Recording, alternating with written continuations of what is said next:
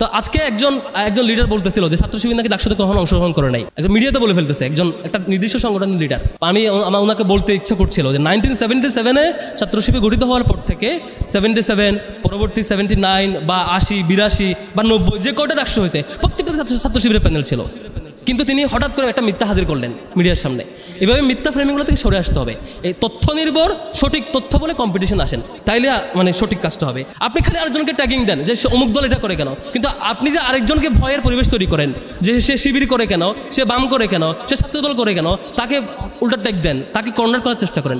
এই নীতি করলে আপনার রাজনীতি হয়তো 5 দিন টিকবে, 5 ঘন্টা আপনি জয়ী হবেন, 10 ঘন্টা জয়ী হবেন, 1 বছর পরে গিয়ে শিক্ষার্থীরা আপনাকে লাল কার্ড দেখাবে, আপনার পক্ষে আসবে না। এবং এটাই হয়েছে অনেক সংগঠনের ক্ষেত্রে, রিক্রুটমেন্ট অফ, শিক্ষার্থীরা আসে না, সারা দেশে কোনো কাজ নাই, নির্দিষ্ট জায়গায় 10-15 জন খালি হচ্ছে, আমরা কাজ করতে থাকি। এখান থেকে সবাই রিফর্ম করি, একটু ভাবি নিজেদের। রাজনীতি শুধুমাত্র শিক্ষার্থীদের মধ্যে থাকে না। আসলে আমরা ছাত্র সংগঠন সব আমরা রিফর্ম হয়ে গেলাম, কিন্তু শিক্ষকরা আল্লাহর রহমতে রাজনীতি চালায় গেল।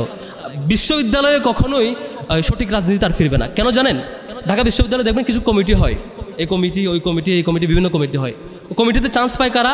যারা ওই যে নির্দিষ্ট ওই যে অ্যাপয়েন্টেড লোকজনের দল মেনটেন করবে। আপনি তো কমিটিতে চান্স পাবেন না। আপনি কমিটিতে চান্স পাবেন, কমিটির মিটিং হবে, বিভিন্ন বাজেট পাবেন, আপনি উপকৃত হবেন, আপনার আয় ইনকাম বাড়বে, আপনি বিভিন্ন জায়গায় প্রমোশন পাবেন। আপনি প্রফেসর কেমনে হবেন বা অ্যাসোসিয়েট প্রফেসর, প্রমোশনটা যদি পলিটিক্যালি নির্ভর করে, অথবা আপনি একটা কমিটিতে চান্স পাবেন কিনা সেটাও আপনি কোন দল করেন সেটার উপর নির্ভর করে, অথবা আপনি প্রভোস্ট হবেন কিনা, আপনি হাউস সিটার হবেন কিনা, আপনি ডিবেটিং ক্লাবে কনভেনর হতে পারবেন কিনা, আপনি ছোট্ট একটা জায়গায় মানে একটা প্রোগ্রাম অ্যারেঞ্জ করার জন্য কোঅর্ডিনেটর হতে পারবেন কিনা। শিক্ষকদের জন্য এই মিনিমাম নিয়োগে যদি পলিটিক্স নির্ভর করে, তাহলে সে শিক্ষক ওই ছাত্র সংগঠন, ক্ষমতাসীন দলের লেজুরভিত্তি সংগঠন যেটা বলবে তাকে সিট দিতে বাধ্য হয়ে যায়। তখন সে বলে, বাবা আসো, তোমরা যা বলবা সিট দেবো, তুই মারামারি কোনো সমস্যা নাই। আমাদের জিয়া হলে আমাদের ছাত্র শিবিরের সেক্রেটারিয়েট মেম্বার মারুফ, মিফতাহুল মারুফকে জিয়া হলে জঙ্গি ট্যাগ দিয়ে সারা রাত পিটায়ে সেই তৎকালীন সময়ে জিয়া হলের প্রভোস্ট তাকে সাথে নিয়ে গিয়ে থানায় দিয়ে আসছে। এ হচ্ছে প্রভোস্টের আচরণ। সারা রাত টর্চার করছে, বাঁচাবে তো দূরের কথা, এখান থেকে উল্টা তাকে থানায় দিয়ে আসছে প্রশাসন নিজেরা বাদী হয়ে। মহসিন হলে রাকিব ভাইকে শিবির করতো, এই জন্য তাকে সারা রাত পিটাইছে ছাত্রলীগ। পিটাইতে রক্তাক্ত করে মুখ দিয়ে রক্ত বমি করতেছে। এক পর্যায়ে বলে যে, ভাই আমাকে পানি দাও, আমি মনে হয় মারা যাবো। ছাত্রলীগের নেতা তখন বোতলে করে পেস্টাপ করে নিয়ে এসে বলেছে, পেস্টাপ খা। প্রভোস্ট এসে বলে যে, একটু তাড়াতাড়ি মা জাম পিটায় নাও, এরপর থানায় দিয়ে আসতেছি। প্রভোস্ট গিয়ে থানায় দিয়ে আসছে। এ হচ্ছে আমাদের বিশ্ববিদ্যালয়ের শিক্ষকদের নগ্ন আচরণ। এটা যদি চলতে থাকে, শিক্ষকরা যদি, আমরা ইদানিং লক্ষ্য করছি আমাদের শিক্ষকরা আবারও কেন যেন একটা মেরুকরণে চলে যাচ্ছেন, কেন যেন চিন্তা করছেন আমি আগামী বছর কেমনে প্রভোস্ট হবো, কেমনে এটা হবো, কেমনে অমুক কমিটিতে ঢুকবো, কেমনে এটা করবো। তাহলে শিক্ষকদের নৈতিকতা যদি এ লেভেলে থাকে, ছাত্ররা আমরা সব সংগঠন এক হয়ে গেলেও সব ঠিক হতে চাইলে আমরা ঠিক করতে পারবো না। এজন্য এই যে বলা হচ্ছে যে গবেষণা এবং শিক্ষার পরিবেশ ঠিক করতে হবে, প্রথম দায়িত্ব হচ্ছে শিক্ষকদের নিজেদেরকে বুঝতে হবে। আপনি প্রফেসর হয়েছেন, আপনি অ্যাসোসিয়েট প্রফেসর হয়েছেন, বিশ্ববিদ্যালয়ের শিক্ষক হয়েছেন, এরপর আপনার রিজিক নিয়ে টেনশন করা উচিত না, আপনার সৎ হওয়া উচিত। আপনার রিজিকের জন্য অন্য কারো ক্ষতি করা উচিত না, কারো জীবনের ক্ষতি করা উচিত না। আপনি বিশ্ববিদ্যালয়ের নিরাপদ কেরিয়ার, শিক্ষক হওয়ার পরও যদি আপনার মধ্যে এই নৈতিক বল না থাকে, আপনি যদি অনৈতিকতার পথ অবলম্বন করেন, আপনার জন্য লজ্জা। আপনি একটা নিরাপদ কেরিয়ার হওয়ার পরও আপনি শিক্ষার্থীদের ক্ষতি করছেন। আপনি অন্তত এই পর্যায়ে এসে আপনার সৎ হওয়া উচিত। শিক্ষকেরা সৎ হইলে তারপরে শিক্ষার্থীরা, আমরা যারা ছাত্র সংগঠনগুলো করি, আমাদের দায়িত্ব হচ্ছে প্রথমত নিজেদের ইন্টারনাল চেঞ্জ, দ্বিতীয় অন্যদের প্রতি সহনশীল আচরণ, ভালো অ্যাপ্রোচ, থার্ড হচ্ছে যারা রাজনীতি করতে চাইবেন না তাদের প্রতি রেসপেক্টফুল বিহেভিয়ার, তাদেরকে নিয়ে কোনো কমেন্ট না করা, তাদেরকে তার স্পেসটা ছেড়ে দেওয়া, বরং তাকে বেনিফিটেড করতে পারার সে অ্যাপ্রোচ থাকা। সর্বসাগরে আমরা চেষ্টা করলে সুন্দর পৃথিবীটা গড়তে পারবো। আমি নিজে নগ্ন হইলে, নিজে খারাপ হইলে, নিজের দৃষ্টিভঙ্গি না পাল্টারে, নিজেরা চেঞ্জ না হলে, সারাক্ষণ ট্যাগিং ফ্রেমিং দিয়া আপনি নিজে কখনো জিতবেন না, আমি নিজে কখনো জিতবো না, বরং অন্যরাই জিতবে, আপনি অলওয়েজ কর্নার হবেন। আমরা এবারও দেখেছি ডাকসু করতে হবে তাই আমাকে রিয়েট নিতে হবে, এবারও দেখেছি তার কোনো কারণ নাই। ডাকসু করতে হবে তাই পরীক্ষার হলে গিয়ে আমি খাতা 1 লাইন লিখে জমা দিয়ে চলে আসবো। অনেককে দেখেছি 5 আগস্টের পরেও এই যে রিয়েট নেওয়ার প্রবণতা, ছাত্রত্ব ধরে রাখার প্রবণতা, এবং আমি অনেক দিন ছাত্র থাকবো এই প্রবণতা। কারো পলিটিক্যাল চ্যালেঞ্জ ছিল, সেটা আমি উইথ রেসপেক্ট এক পাশে রাখলাম, কিন্তু পলিটিক্যাল চ্যালেঞ্জ না থাকা সত্ত্বেও ছাত্রত্ব ধরে রাখবো, আমি কোনোরকম টিকে থাকবো, দীর্ঘদিন অপেক্ষা রাখবো, এটা একটা ইন্টারনাল বাজে প্র্যাকটিস। এই প্র্যাকটিস থেকে প্রত্যেকটা সংগঠনকে উত্তরণ করতে হবে। এগুলো হলো সংগঠনগুলোর নিজেদের দায়, যে হচ্ছে আমরা সংগঠনগুলো নিজেদের মধ্যে ভালো প্র্যাকটিস এটা আনতে পারি নাই যে আমাদের প্র্যাকটিসটা এমন হবে আমি একসাথে কাজও করতে থাকবো সাংগঠনিক পরিসরে, আমার পড়াশোনাও চলবে। একটা শিক্ষার্থী আমার শাখার সভাপতি যেমন হবে, সে তার ফলাফলে টপ রেজাল্টও করবে, সে গোল্ড মেডেলও পাবে, সে টপ রেজাল্টও করবে। তার একাডেমিক রেজাল্ট এবং সাংগঠনিক কাজ এমন হবে না কাউকে এসে বলতে হবে যে সংগঠন পরিচালনার রেজাল্ট দুটো বিপরীত। এটা খুবই কঠিন, ক্লাস থাকে, ল্যাব থাকে, পরীক্ষা থাকে, একসাথে এটা পরিচালনা কঠিন। সংগঠনকে এভাবে পরিচালনা করা উচিত না। নিজেদের সংগঠনকে প্রয়োজনে রিফর্ম করা উচিত, সাংগঠনিক কার্যক্রমগুলোকে প্রয়োজনে রিডিজাইন করা উচিত, যে কীভাবে করলে পরে একজন শিক্ষার্থী আমার সংগঠনে থাকবে এবং সংগঠন পরিচালনার পাশাপাশি তার রেজাল্টও ভালো থাকবে। এটা নিজেদের প্র্যাকটিস। শুধুমাত্র অন্যদের, আমাদের রাজনৈতিক ছাত্র সংগঠনগুলো একটা বাজে অভ্যাস আছে, মঞ্চে দাঁড়ায় খালি আরেকজনের দোষ দেয়, প্রশাসনের দোষ, অমুকের দোষ, তমুকের এই সমস্যা, তমুকের এই সমস্যা, তাই এই সমস্যা, কিন্তু আমার কি সমস্যা এটা আমি আলোচনা করি না। তা আমার নিজের সংগঠনের আলোচনাটা নিজেদের করতে পারা দরকার। আমার বাজে প্র্যাকটিস কি? সেকেন্ড হচ্ছে, অনেকগুলো সংগঠনের একটা বাজে প্র্যাকটিস আছে যে ভালো পরিবেশ থাকা সত্ত্বেও তিনি শুধু আরেকজনের ট্যাগিং ফ্রেমিংয়ে তিনি ব্যস্ত থাকবেন, নিজের পর্যালোচনা করবেন না।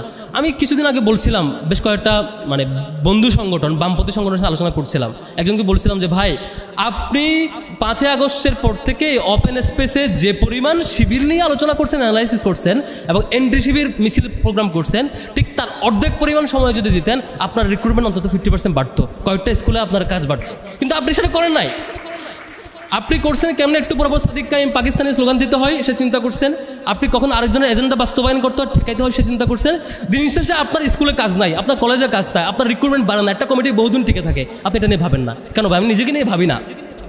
আমরা ছাত্র শিবির এখানে একটা উল্টা স্ট্যান্ড নিছি। আমরা চিন্তা করেছি কে আমার বিরোধিতা করলো কে করলো না এটা ম্যাটার করবে না, আমি বরং ছাত্র রাজনীতি নিজেদের আমি তাকে কি সেল করতে চাই। ভাই রে ভাই, একটা শিক্ষার্থী কেন আমার কাছে আসবে, তাকে আমি কি দিচ্ছি? ভাই তুমি আসো, আমার কাছে এই রিসোর্স আছে, আমি তোমাকে এটা ফরওয়ার্ড করবো, তুমি আমার রিসোর্সকে, তোমার ক্যারিয়ার ডেভেলপ হবে, ফিউচার তুমি এটা করবো, তোমার আমি দেখাইতে চাই, এক্স্যাক্টলি এটা দেখাইতে হবে। আরেকজনের বিরোধিতা করবো সেজন্য তুমি আসবা।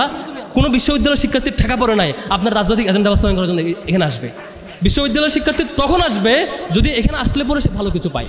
আপনি ইলেকশন করবেন, আপনি বড় বড় বক্তৃতা দিবেন, আপনি রাজনৈতিক এজেন্ডাকে হাজির রেখে আপনাকে লিডার বানাবেন, সেজন্য আপনার সেবাদাস করার জন্য কেউ আসে নাই। আরেকটা মেজর প্রবলেম, সেটা হচ্ছে রাজনৈতিক দল একটু বড় হওয়ার পরে চিন্তা করি সুপিরিয়র প্ল্যাটফর্মকে কেন সেবা করা যায়। শুধু একটা বিশেষ প্ল্যাটফর্মকে সুপিরিয়র বানানো এবং তাকে ফলো করা, তিনি যা বলবেন তাই হবে, আপনার কর্মীদের মূল্যায়ন থাকবে না। এখান থেকে প্রত্যেকটা ছাত্র সংগঠনকে ইন্টারনাল রিফর্ম করা উচিত। না, এটা হবে না। আমার কর্মীরা যারা আসবে তারা এম্পাওয়ার্ড ফিল করবে, তারা যা বলবে তাই হবে, তারা নিজেরা এম্পাওয়ার্ড ফিল করবে।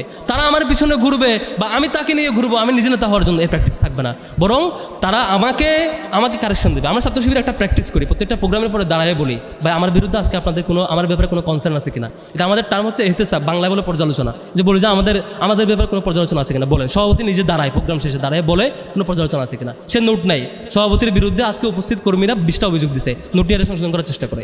নিজেরা রিফর্ম করি, এটা কাজে লাগবে, নিজেরা রিফর্ম হলে। তারপরে হচ্ছে আরেকটা ব্যাপার, যে আমাদের কম্পিটিশনটা হওয়া উচিত আদর্শিক। ডেমোক্রেটিক পরিবেশে সব সংগঠন একমত হবে এটা আশা করা উচিত না। ডেমোক্রেটিক পরিবেশে প্রত্যেকটা সংগঠনের আলাদা আলাদা মতামত থাকবে, এটাই সৌন্দর্য। সেজন্য এক এক সংগঠনের সাথে আরেক সংগঠনের দ্বিমত থাকবে, এটা হবে খুবই গঠনমূলক। ট্যাগিং ফ্রেমিং না, আয়সা মব ক্রিয়েট করে তাকে থামাই দেওয়া না, আয়সা তাকে এটা করতে পারবে না, প্রোগ্রাম ক্যান্সেল করতে হবে, ওটা তার রাইট নাই, ওইখানে ঢুকতে পারবে না, আমরা কয়জন একমত হইলাম, চুক্তি হইলাম, সে রাজনীতি করতে পারবে না। এই জিনিসটা সুন্দর স্ট্র্যাটেজি না।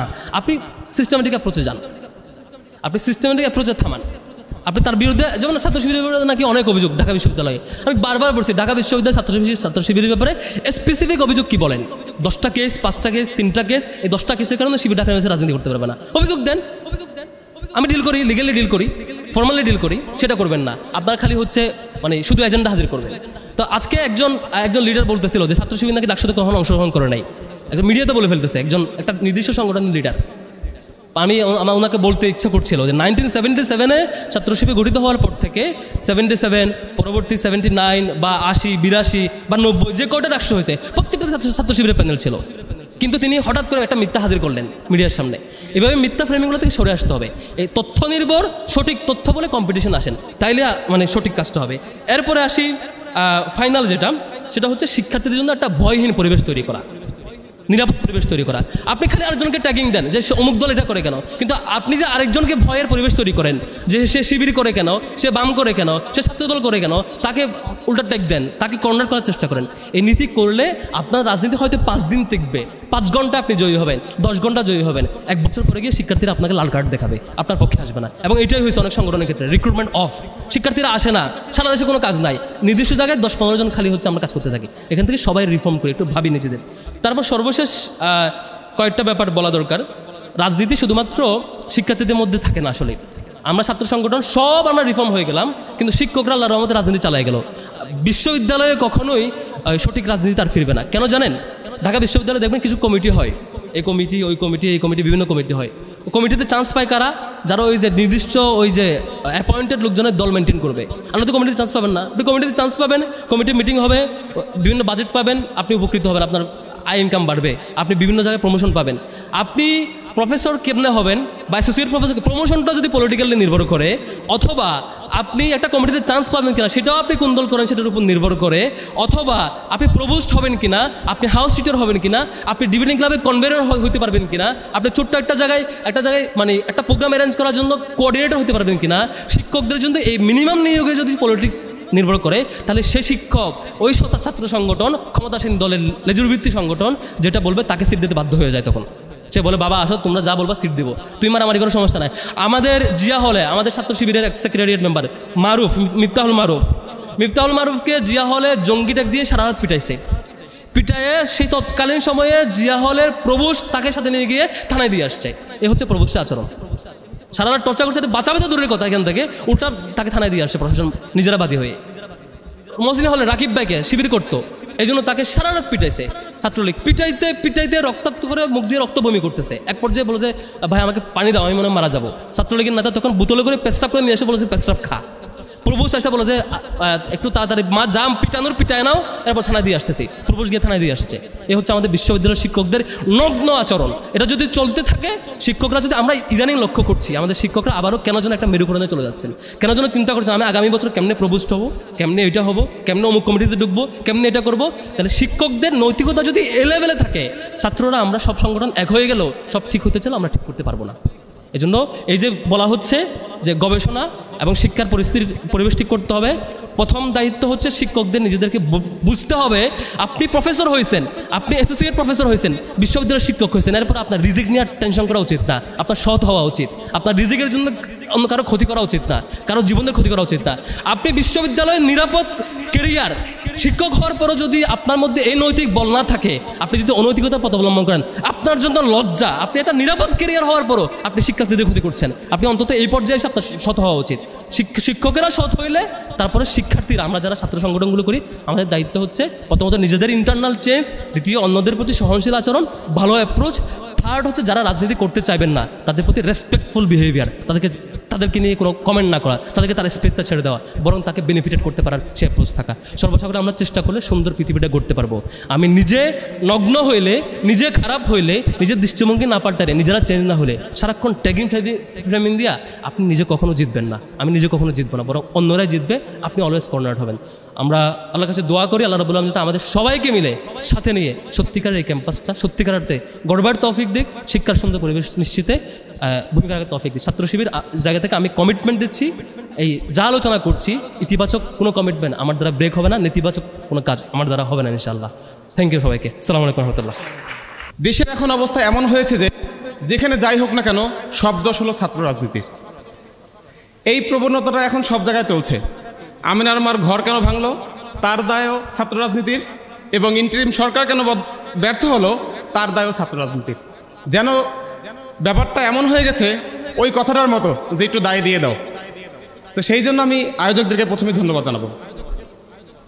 এখন সমস্যা, যেহেতু শব্দটা রাজনীতি শব্দ উল্লেখ করেছে, সেজন্য আমি যেটা বলতে চাবো সেটা হলো যে রাজনীতির পরিবর্তন ক্যাম্পাসে কেমন হতে হবে, এটা কি ছাত্র রাজনীতির গুণগত পরিবর্তন দরকার, কেমন পরিবর্তন দরকার, সেই আলোচনায় প্রথমে যদি আমি বলি পরিবর্তন হতে হবে শিক্ষক রাজনীতির। একটি ছোট্ট একটু গল্প দিয়ে আমি শুরু করি। সেটা হলো যে কিছুদিন আগে আমি ঢাকা মেডিকেলে একদিন আমার এক কাজিনকে নিয়ে ডাক্তার দেখানোর জন্য গেলাম। তো ওখানে যখন সিরিয়াল আমি বসেছিলাম, তো তখন দেখলাম যেই অ্যাটেন্ডেন্ট রোগীদের সিরিয়াল মেনটেন করছে, সে সিরিয়াল ব্রেক করে বাহির থেকে কিছু লোকজন ঢুকাচ্ছে অল্প কিছু টাকা পেয়ে। তো আমি যখন সিরিয়ালে বসে বিষয়টা একটু প্রতিবাদ করলাম, একটু ধমক দিলাম যে এই আমরা তো সিরিয়ালে বসে আছি, আপনি কেন বাহির থেকে নিচ্ছেন? তো তখন লোকটা একটু চুপচাপ হয়ে গেল, ঠান্ডা হয়ে গেল। কিন্তু 2 মিনিট পরেই আবার ওই একই লোক ঘুরঘুর করে আমার পাশে এসে বলল, ভাই আপনার রোগী কোনজন বলেন, আগে দিয়ে দিই।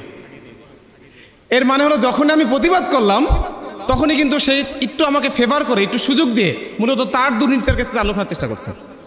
তাহলে ছাত্র রাজনীতির সমস্যাটা কোথায়? দেখবেন এখানে বিশ্ববিদ্যালয়ে যত ছাত্রদের দোষ বলেন, খারাপ বলেন, হল দখল করে, এটা করে সেটা করে, প্রত্যেকটার পিছনেই দেখবেন শিক্ষকদের রাজনীতি জড়িত। কারণ দুর্নীতিবাজ শিক্ষকরা তিনি যে হলে কিংবা প্রতিষ্ঠানে যে দুর্নীতি করেন, সেই দুর্নীতিকে লুকিয়ে রাখার জন্য কিংবা ছাত্রদের ভয়েসকে ডাউন করার জন্য তিনি মূলত সরকারি দল বা ক্ষমতাশীল যে ছাত্র সংগঠন থাকে তার হাতে হলকে তুলে দেয়। হলকে তুলে দিয়ে বলে তুমি হল চালাও, আমি টাকা পয়সা চালাই। এটা হলো আসল বাস্তবতা। সেজন্য যদি ক্যাম্পাসের পরিবর্তন চাই, ছাত্র রাজনীতির পরিবর্তন যদি আমি চাই, তাহলে প্রথম হতে হবে শিক্ষকদের রাজনীতির পরিবর্তন। শিক্ষকরা রাজনীতি করতে পারবে না। কারণ দেখেন একটা হলে, আমি যে হলটাতে থাকি SM হল, তো সেই হলে আমি যদি রাজনৈতিক হই, আমি যদি বায়াস্ট হই, তাতে সমস্যা কি হলের? আমি যদি ঢাকা বিশ্ববিদ্যালয়ে একটা ছাত্র সংগঠন করি, তাহলে বিশ্ববিদ্যালয়ের লেখাপড়ার পরিবেশ কেন নষ্ট হবে? হলের পরিবেশ কেন নষ্ট হবে? কারণ আমার তো অধিকার নাই আমি কোনো শিক্ষা কারিকুলাম তৈরি করব, আমার তো অধিকার নাই আমি হলে একজন শিক্ষার্থীকে সিট দেব। তাহলে সিটটা কে দেয়? দেয় হল প্রশাসন। কিন্তু হল প্রশাসন দুর্বল হওয়ার কারণে, হল প্রশাসন দুর্নীতিবাজ হওয়ার কারণে সে মূলত সরকারি দলের ছাত্র সংগঠনের হাতে হলকে তুলে দেয়। তো সেজন্য ছাত্র রাজনীতি শুধু না, বরং শিক্ষকদের রাজনীতির পরিবর্তন হতে হবে।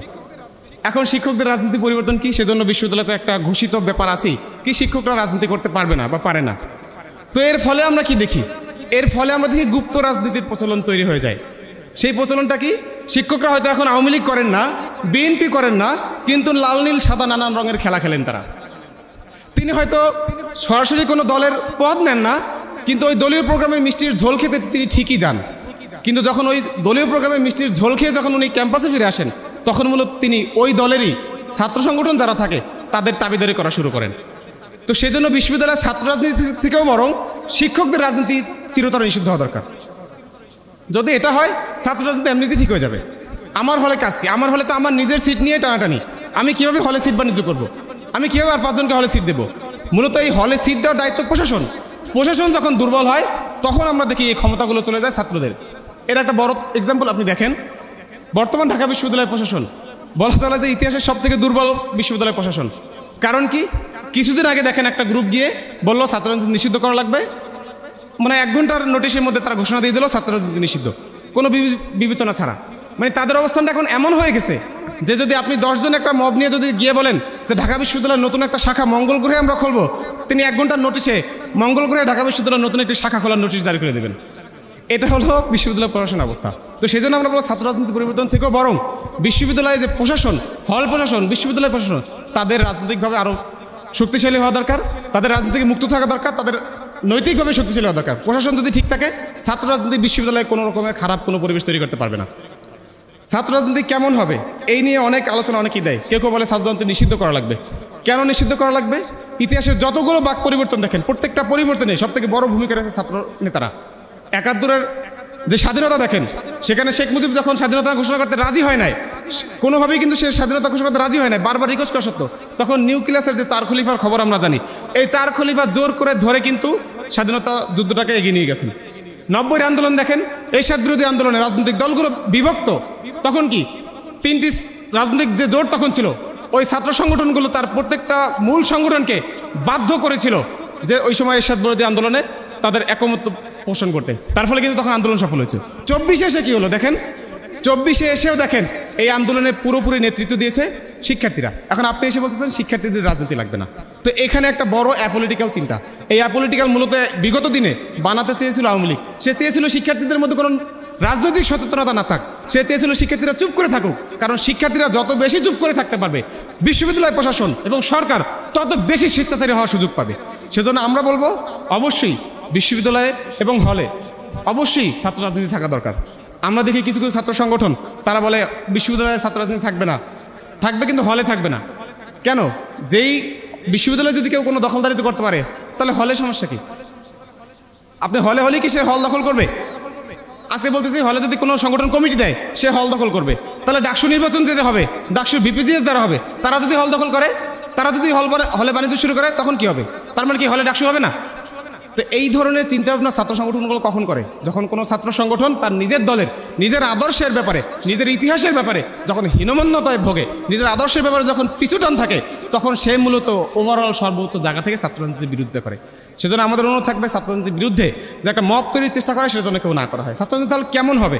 এর প্রেক্ষাপটে অনেকেই বলেছেন, কেউ বলেছেন আইডিয়া, কেউ বলেছেন অনেক কিছু, কেউ বলেছেন সিভিল সার্ভিস, কেউ বলেছেন স্বেচ্ছাসেবক সেবামূলক। আমি বলি সেবামূলক না, ছাত্র সংগঠনের কাজ হলে হলে পানির ফিল্টার, পাম্পার আর এটা সেটা দিয়ে বেরোনো নয়, হলে হলে ত্রাণ দিয়ে বেরোনো শিক্ষার্থীদের সংগঠন, ছাত্র সংগঠনগুলোর কাজ না।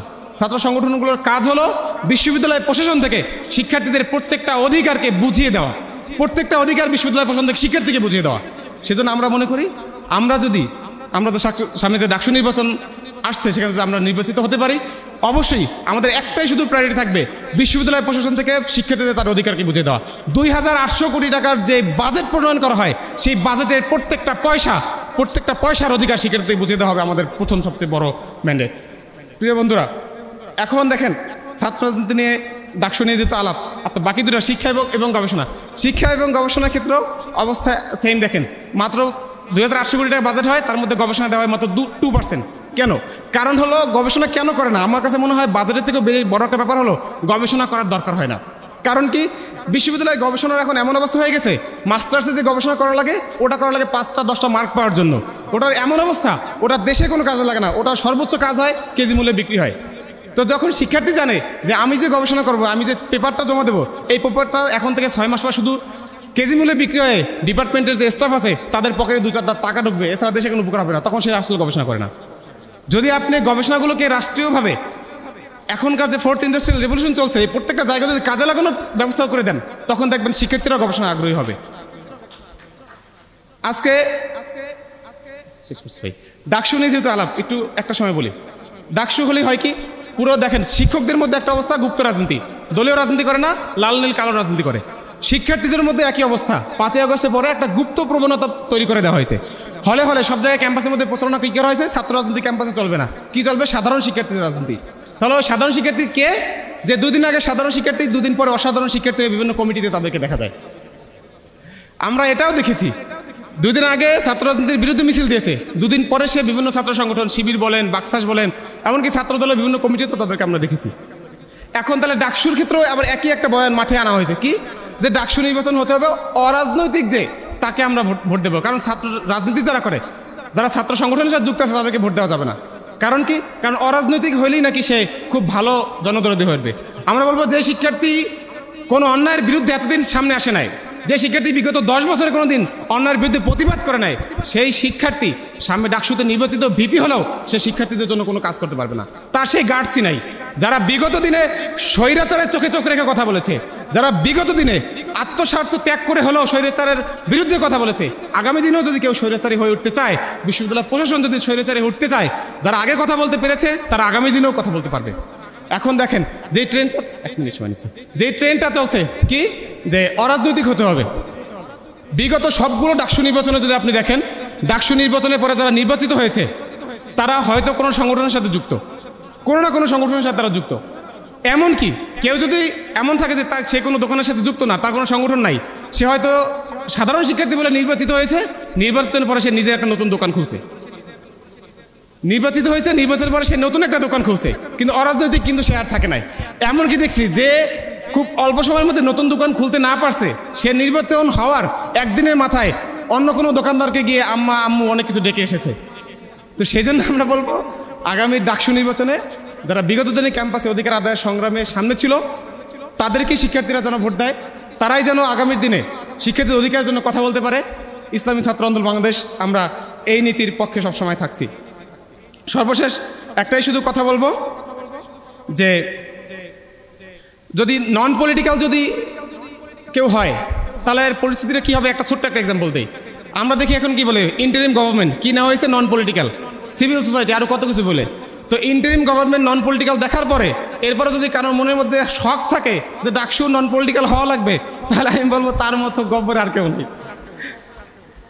তো সেই জায়গা থেকে বলবো ডাকসু কোনো হানিমুন পিরিয়ড পালন করা জায়গা না।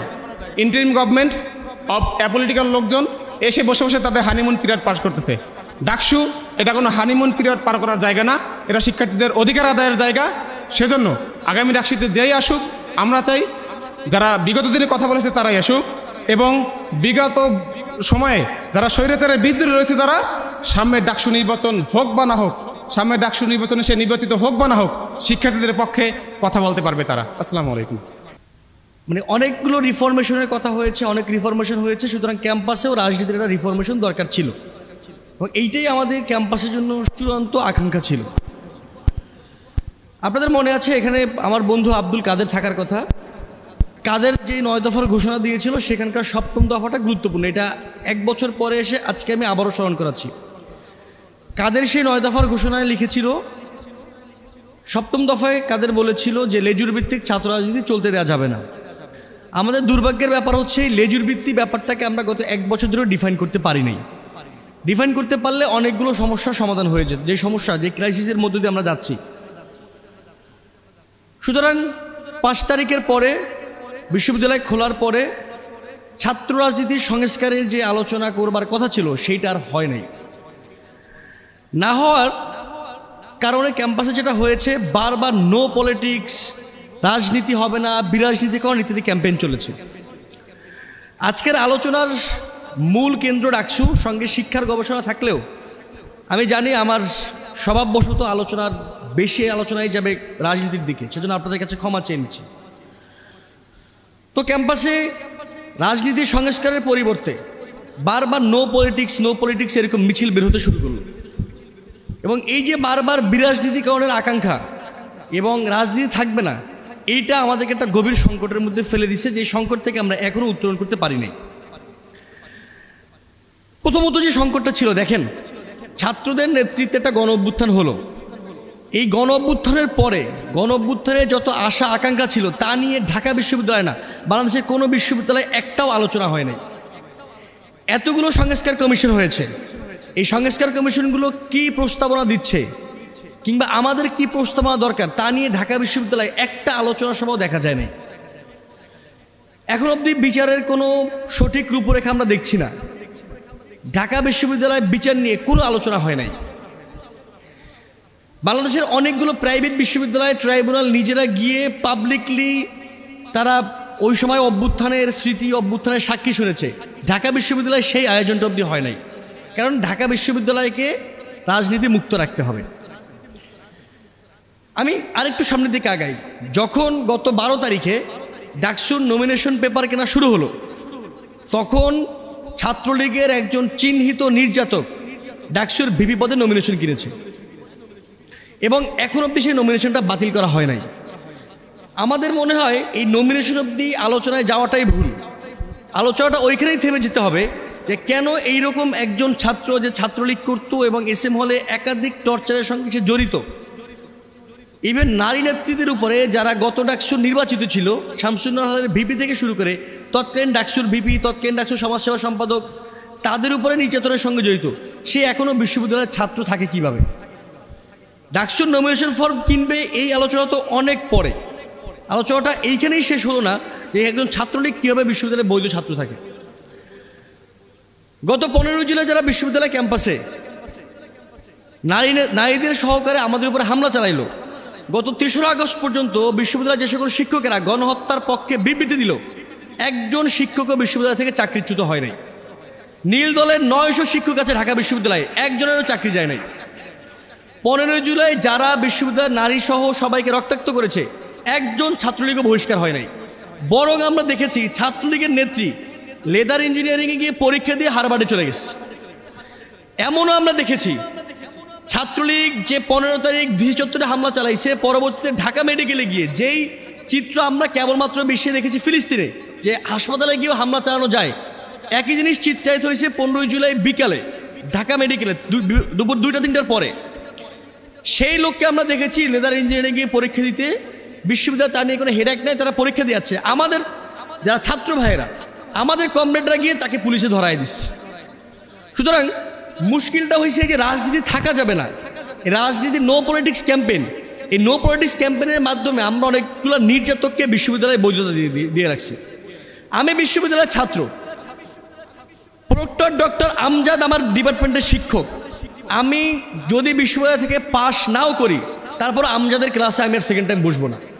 এইটা আমার নিজের প্রতি, আমার নৈতিকতার প্রতি, আমার বিবেকের প্রতি আমার দায়বদ্ধতা। আমার গত 6 বছর বিশ্ববিদ্যালয়ের যে অ্যাক্টিভিজম, তার প্রতি দায়বদ্ধতা। প্রক্টর আমজাদ সেই লোক যে নীল দলের আহ্বায়ক, যে 3রা আগস্ট শেখ হাসিনার পক্ষে বিশ্ববিদ্যালয়ে বিবৃতি দিয়েছে বিশ্ববিদ্যালয় ক্লাবে বসে। সুতরাং আমার জীবন থাকতে, আমার নৈতিকতা থাকতে আমি আমজাদের ক্লাসে আর বসবো না। মুশকিলটা হচ্ছে 2024-25 সেশনে যে সকল জুনিয়ররা আমাদের ভর্তি হয়েছে, তাদের প্রত্যেকের আমজাদের ক্লাস করতে হচ্ছে। সুতরাং এই যে পলিটিক্স থাকা যাবে না, এর মধ্যে দিয়ে এই যে আমজাদরা আমাদের উপরে গণহত্যার, এই যে 2000 শহীদদের উপরে গণহত্যার মদত যোগাইছে, এদিন নিয়ে কোনো আলোচনা বিশ্ববিদ্যালয় ক্যাম্পাসে আর নাই। না থাকার ফলে এরা এখন ক্লাসে ফিরতেছে। এই 24-25 সেশন ভর্তি হলো, এরা প্রত্যেকটা ক্লাসে ফিরবে। গত 1 বছর এদেরকে ছাত্ররা নিজেরা প্রোটেস্ট করে ক্লাসে ফিরতে দেয় নাই, কিন্তু বিশ্ববিদ্যালয়ের ভিসি, প্রক্টর, পুরো ভিসি কেউ একজনের একটা কথাও বলে নাই, কোনো বিচার হয় নাই। সুতরাং এইটা হলো নো পলিটিক্স ক্যাম্পেইন চালানোর প্রথম সকল উপকারিতা। দ্বিতীয়ত, ডাকসু নির্বাচন সামনে আসছে। ডাকসু একটা ফুল পলিটিক্যাল ইভেন্ট। ডাকসু কখনোই একটা অ্যাপলিটিক্যাল ইভেন্ট না, ডাকসু পুরোপুরি রাজনৈতিক ইভেন্ট। কিন্তু বিশ্ববিদ্যালয়ে কি ক্যাম্পেইন চলছে? ক্যাম্পেইন চলতেছে যে যারা রাজনীতি করে তাদেরকে ভোট দেওয়া যাবে না। এখন এটা একটা মজার ব্যাপার আছে। ব্যাপারটা হচ্ছে যে রাজনীতি করে সে, আমি রাজনীতি করি আপনারা সবাই জানেন, আরমান ভাই রাজনীতি করে কিন্তু আপনারা কেউ যায় না। সে আরেকটা চেহারা আমরা ধরি যে আরমান ভাই রাজনীতি করে কিন্তু আপনারা কেউ যায় না, সে রাজনীতি করে, সে আমার উপরে ভোট পেয়ে যাবে। সুতরাং এই যে ক্যাম্পেইনটা চালানো যে অরাজনৈতিকদেরকে ভোট দিতে হবে, এইটাও আসলে অরাজনৈতিক ক্যাম্পেইন না, এটা একটা ইটসেলফ পলিটিক্যাল ক্যাম্পেইন। সুতরাং বিশ্ববিদ্যালয় ওই যে 5 তারিখের পরে পলিটিক্যাল রিফরমেশনের বদলে এক এক করে নো পলিটিক্স ক্যাম্পেইন চলছে। এর মানে হচ্ছে এইরকম বিশ্ববিদ্যালয়কে পুরো দেশ থেকে আলাদা করে দেওয়া। ছাত্রদের হাতে যে এজেন্সি ছিল গণ অভ্যুত্থানে, সেই এজেন্সি ছাত্রদের হাত থেকে কেড়ে নেওয়া হয়েছে নো পলিটিক্স ক্যাম্পেইনের মাধ্যমে। সুতরাং ডাকসু নির্বাচন যখন আসছে তখন আমরা দেখতেছি এই ইস্যুগুলো বারবার আসতেছে। আমি আবারও এর সঙ্গে আরেকটা অ্যাড করি, ডাকসু একটা পলিটিক্যাল ইভেন্ট, এর সঙ্গে আরেকটা কথা অ্যাড করি। এই যে গণ অভ্যুত্থান হয়েছে, এই গণ অভ্যুত্থান হয়েছে ইটসেলফ পলিটিক্যাল মানুষদের হাত ধরে। আমরা যাদেরকে গণ অভ্যুত্থানের নেতা হিসেবে দেখছি এরা প্রত্যেকে ফুললি পলিটিক্যাল। এরা গত 6 বছর বিশ্ববিদ্যালয় ক্যাম্পাসে নিজেদের জীবনকে হুমকির মুখে ফেলে, পড়ালেখাকে হুমকির মুখে ফেলে প্রত্যেকে বিশ্ববিদ্যালয়ে রাজনৈতিক হয়ে উঠছে। এখানে যাদেরকে আপনারা দেখেছেন, আসিফ নাহিদ, প্রত্যেকে এখানে বিশ্ববিদ্যালয়ে পলিটিক্যাল ছিল। তারা গত 6 বছর তাদের বিশ্ববিদ্যালয় ক্যাম্পাসে 6-7 বছর একটা পলিটিক্যাল জার্নি আছে। সুতরাং এই যে বিশ্ববিদ্যালয়কে অ্যাপলিটিক্যাল বানানোর একটা চেহারা, একটা চরিত্র চলছে গত 1 বছর ধরে, এটা বিশ্ববিদ্যালয়ের জন্য খুবই মুশকিলের। দেখেন, শিক্ষা গবেষণার কথা বলা হচ্ছে, এই যে গত 16 বছর ধরে শুধুমাত্র বিরোধী রাজনীতি করবার জন্য কতজনের শিক্ষার জীবন হারায় গেছে। আমি 6 সেমিস্টার পরীক্ষা দিতে পারি নাই শুধুমাত্র জেলে থাকার কারণে, কারণ আমি আবরার ফাদের স্মরণসভার লিফলেট লিখতে গেছিলাম। এখানে কাদের আছে, কাদের বিশ্ববিদ্যালয়ে ড্রপ খাইছে শুধুমাত্র ও তখন আমার সঙ্গে জেলে ছিল, আবরার ফাদের স্মরণসভায় মাইক ম্যানেজ করতে গেছিল। সুতরাং আপনি যদি গণ অভ্যুত্থানকে অ্যাপলিটিক্যাল বানায়, পুরো ক্যাম্পাসকে অ্যাপলিটিক্যাল বানাতে চান, ডাকসুর মতো একটা পলিটিক্যাল ইভেন্টকে অ্যাপলিটিক্যাল বানাতে চান, তাহলে বিশ্ববিদ্যালয়ের এই ক্রাইসিস একেবারে চলতেই থাকবে। এটাকে আপনি কোনো সমাধান করতে পারবেন না। পলিটিক্যাল ক্রাইসিসের সমাধান পলিটিক্যালি করতে হয়, এটার অ্যাপলিটিক্যাল কোনো সমাধান নাই। এটা মজার ব্যাপার ঘটছে শিক্ষা ও গবেষণার ক্ষেত্রে। আমি একটু বেশি সময় নিচ্ছি, আমি একটু মাপ চেয়ে নিচ্ছি। দেখেন, আমাদের প্রশাসন করলো কি, ডাকসুতে প্রার্থীদের বয়সসীমা উঠায় দিল। এর আগে এস এম ফরহাদ ভাই যেটা বলছেন যে অনেকে রিয়াড নিচ্ছে, ইচ্ছা করে পরীক্ষার খাতা ব্ল্যাঙ্ক রেখে হল থেকে বের হয়ে যাচ্ছে। একই জিনিস অন্যভাবেও ঘুরছে, যে যাদের বিশ্ববিদ্যালয় এখন থাকার কথা তারা সব এমফিলে ভর্তি হয়ে গেছে, এমফিলে ভর্তি তারা ডাকসুর প্রার্থিতা করছে। সুতরাং এই যে বয়সসীমা উঠায় দেওয়া, এইটাও বরং বিশ্ববিদ্যালয়কে ওই আগের চেহারায় ফিরে নেওয়া যায় যে আদু ভাইরা বিশ্ববিদ্যালয়কে লিড করবে। কিন্তু আপনি ধরেন যদি ডাকসু না হইতো, এর অর্ধেকের বেশি, অর্ধেক না 2/3 এমফিল করতে না ঢাকা বিশ্ববিদ্যালয়। এখানে আমাদের সময় শিক্ষক মহোদয়রা আছেন, মিত্রা ম্যাম আছেন, জোয়ার স্যার আছেন, ওনারা বলুক যে বিশ্ববিদ্যালয়ে গত 16 বছরে 2019 সাল বাদে কয়টা এমফিল হয়েছে আর এবছর কয়টা এমফিলের আবেদন করছে। এই যে একাডেমিক কাউন্সিলের মিটিং গেছে বোধহয় 6 তারিখে, ওই একাডেমিক কাউন্সিলের মিটিংয়ে কয়টা এমফিলের প্রেজেন্টেশন আসছে, আর উনারাই গত 6 বছরে একটা এমফিল করাইছেন কিনা বা ওনাদের সুপারভাইজারি ছিল কিনা, ছিল না। আমাদের সম্মানিত শিক্ষকরা বলুক। সুতরাং এই যে বয়সসীমা উঠায় দেওয়া, মানে এটাকে এই সব কিছুকে আমাদের সামনে খুবই অরাজনৈতিক চেহারা এসে হাজির করানো হয়েছে, কিন্তু প্রত্যেকটার পিছনে বড় বড় পলিটিক্যাল এজেন্ডা আছে এবং এই পলিটিক্যাল এজেন্ডা বুঝতে না দেওয়া একটা বড় পলিটিক্স হিসেবে ক্যাম্পাসে হাজির হয়েছে। সুতরাং এটা একটা মুশকিল হিসেবে আমাদের সামনে হাজির হয়েছে। সুতরাং এবং একই সঙ্গে দেখেন, যখন থেকে গত 1 বছর ধরে আমরা আশা করতেছি যে ক্যাম্পাসে ডাকসু হবে, আমরা আবার ক্যাম্পাসের নেতৃত্ব ক্যাম্পাসের ছাত্রদের হাতে আসবে, এই আশাটা করতেছি। যখন ডাকসুর সময় যখনই ঘনায় আসে, কোনো না কোনো আমরা বুঝতে পারি যে এটা গত 1 বছর 3-4 বার এই হাওয়াটা উঠছে যে বোধহয় ডাকসু হয়ে যাচ্ছে, এবার তো তফসিল হয়ে গেল। এরপরে পলিটিক্সের বাজে চেহারা দেখা গেছে। সেই চেহারাটা হচ্ছে এইখানে যেই পলিটিক্সের চর্চা হওয়া উচিত বা পুরো ওয়ার্ল্ড ওয়াইড যেভাবে স্টুডেন্ট পলিটিক্সের চর্চা হয় সেইটা না হয়ে বরং আরও বাজে প্র্যাকটিস হয়েছে। দেখেন, আমি আপনাদেরকে বলি, বিশ্ববিদ্যালয়ে খুবই স্পষ্টত বিশ্ববিদ্যালয়ের ছাত্র রাজনীতি হবে আইডিয়া এবং ইডিওলজির ছাত্র রাজনীতি। এইখানে কোনো যদি কিন্তু কোনো কিছু নাই, কোনো কমা নাই।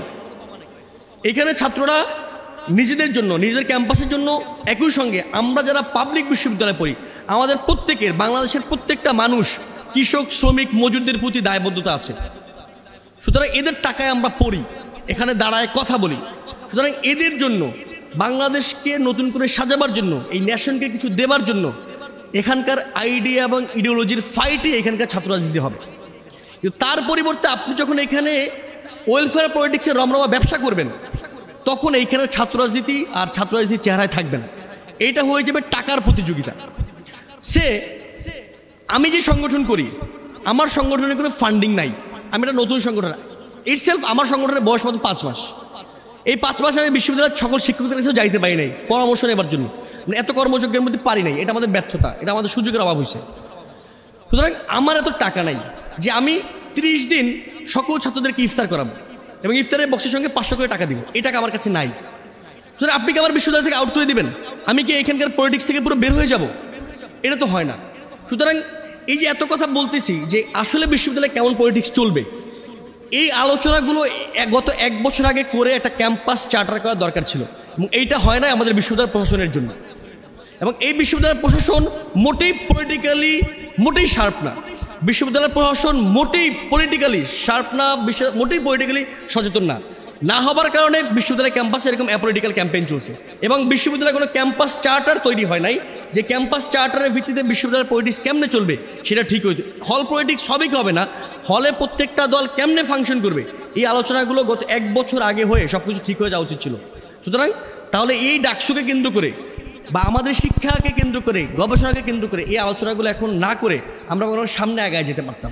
এবং এইটা না আগানোর একমাত্র দায় আমাদের বিশ্ববিদ্যালয় প্রশাসনের, যাদের মানে আমি স্পষ্টত বলি, এই বিশ্ববিদ্যালয় প্রশাসন মোটেই বিশ্ববিদ্যালয়ে আবার সেশন জটকে বন্ধ করে দেয়া, একাডেমিক কার্যক্রম সঠিকভাবে চালানো শুধুমাত্র এই দায়িত্ব পালন করতে আসে নাই। এরা আসছে জুলাই গণঅভ্যুত্থানের প্রত্যেকটা আকাঙ্ক্ষাকে পূরণ করতে, এবং সেই আকাঙ্ক্ষা পূরণ করতেই গত 1 বছর আগে ডাকসু করা উচিত ছিল এবং একটা ক্যাম্পাস চার্টার তৈরি করা উচিত ছিল, যে ক্যাম্পাস চার্টারের ভিত্তিতে বিশ্ববিদ্যালয়ের ছাত্ররা যদি ফাংশন করতো। তারা সেটা করতে পারে না। তারা না করে কি করছে, লেদার ইঞ্জিনিয়ারিংয়ে হাসান সাইদিকে নিয়ে গেছে, একজন ছাত্রলীগের যে পণ্য জেলায় আক্রমণ করছে তাকে নিয়ে গেছে পরীক্ষা দিতে। সুতরাং বিশ্ববিদ্যালয়ের প্রশাসনকে আমরা বলছি দলীয় পরিচয় শিক্ষক নিয়োগ যেমন দেওয়া যাবে না, একই সঙ্গে বিশ্ববিদ্যালয় প্রশাসন যদি এই ক্যাম্পাসটুকুকে পুরো দেশ থেকে আলাদা করে ফেলে তাহলে সেইটাও ক্যাম্পাসের জন্য এবং দেশের জন্য খুব ভালো চেহারা না। আপনাদের সবাইকে ধন্যবাদ এতক্ষণ আমার কথা মনোযোগ দিয়ে শুনবার জন্য। আসসালামু আলাইকুম।